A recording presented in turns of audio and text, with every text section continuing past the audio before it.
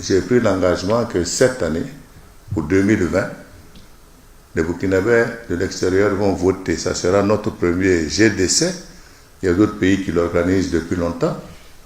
Mais il est nécessaire que nous aussi on mette le pied à l'étrier pour que ceux qui sont également Burkinabés, qui sont à l'extérieur, puissent participer non seulement au choix du président du Faso, mais également dans la Constitution, également au référendum, puisqu'il y a des modifications de Constitution. Alors, donc, s'il y a des points sur lesquels qui nécessitent donc d'être passés au référendum, disons. Alors, donc, sur ce plan-là également, cela nécessitait une modification du code électoral. Je dois pouvoir dire que sur la base du code électoral amendé, après plusieurs discussions que le ministère de l'administration territoriale a tenues avec la majorité, avec l'opposition, avec les organisations de la société civile, un premier jet d'un code a été mené, déposé, et sur cette base-là, j'ai personnellement décidé d'engager des discussions avec et la majorité et l'opposition. Nous avons d'abord fait des réunions séparées, où j'ai reçu d'abord la majorité, j'ai reçu aussi l'opposition. Chacun a donné son point de vue sur le projet.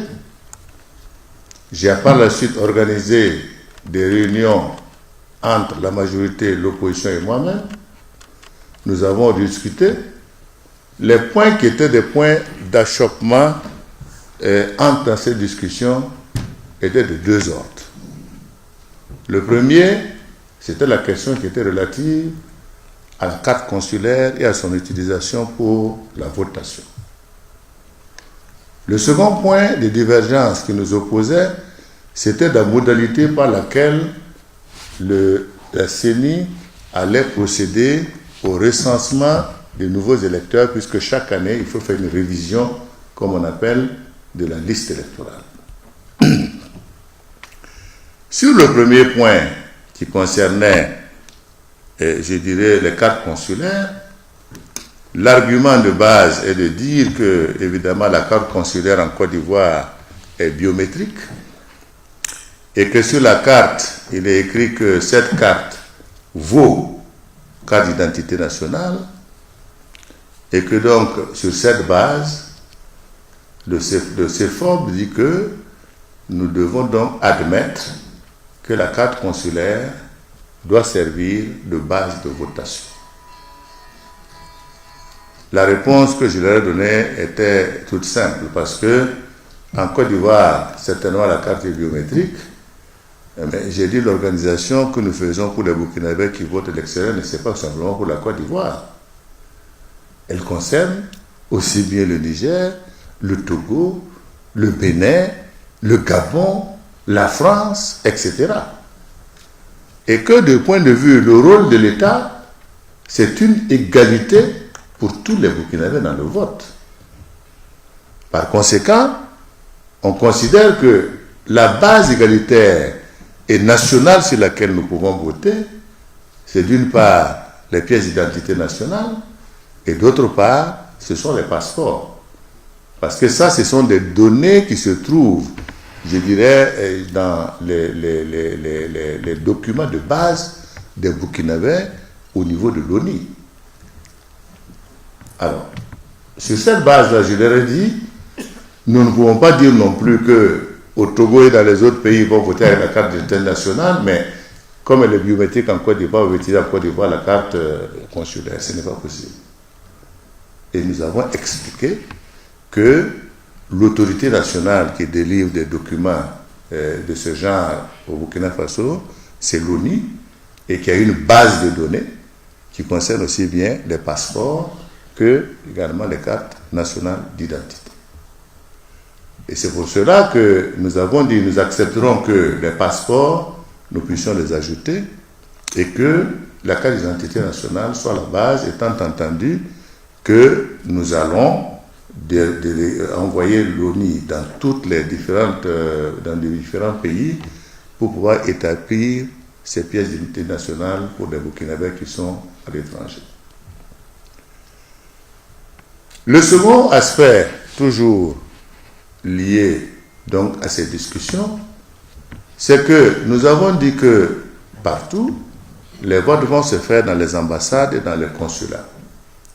Parce que nous ne pouvons pas exiger ni forcer un pays à faire des élections sur l'ensemble du territoire si on n'en a pas l'autorisation. J'ai même dit, nous allons continuer ces discussions avec les pays, mais en attendant, c'est dans les ambassades et le consulat qu'on doit voter. Troisième argument,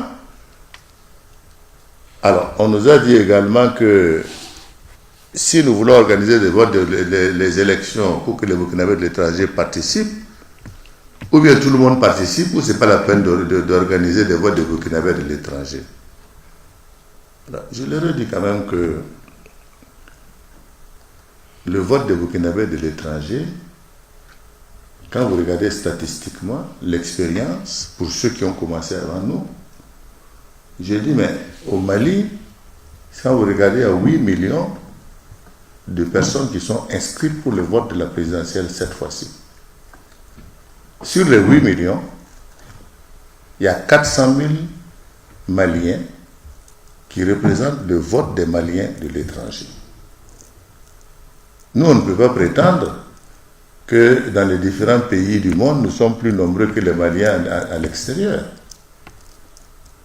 La Côte d'Ivoire, qui est plus proche de nous, ils ont 6 millions de personnes qui sont inscrites et c'est 0,89% des Ivoiriens de l'étranger qui participent au vote, soit moins de 50 000 personnes.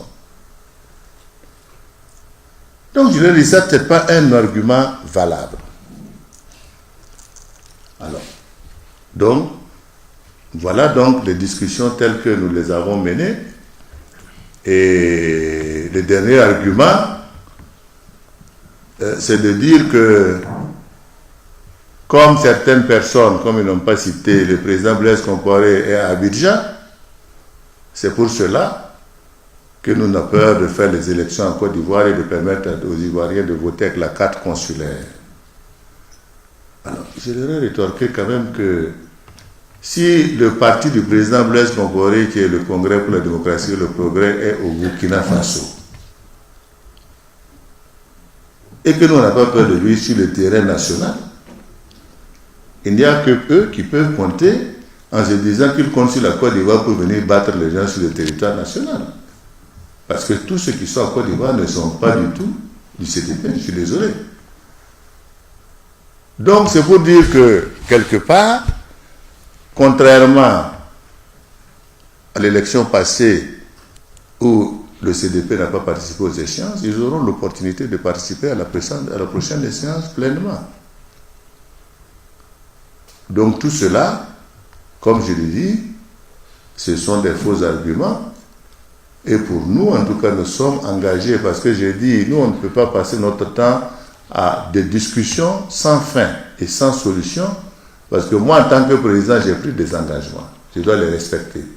Si les engagements ne sont pas tenus, on va dire, bon, le président a promis, n'a rien fait.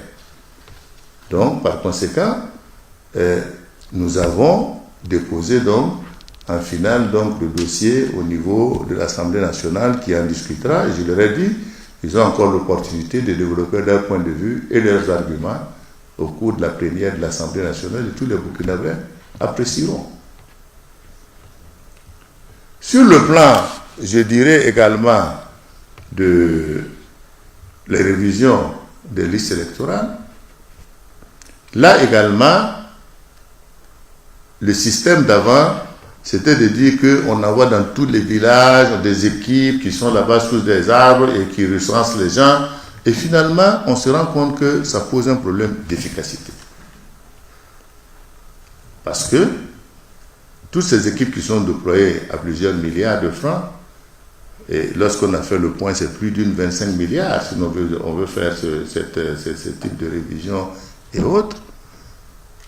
On a dit, écoutez, on va faire une fusion entre l'ONI, pour tous ceux qui ont des pièces d'identité et qui ont 18 ans, et la liste de la CENI, pour voir d'abord ceux qui ont des pièces d'identité et ceux qui n'en ont pas.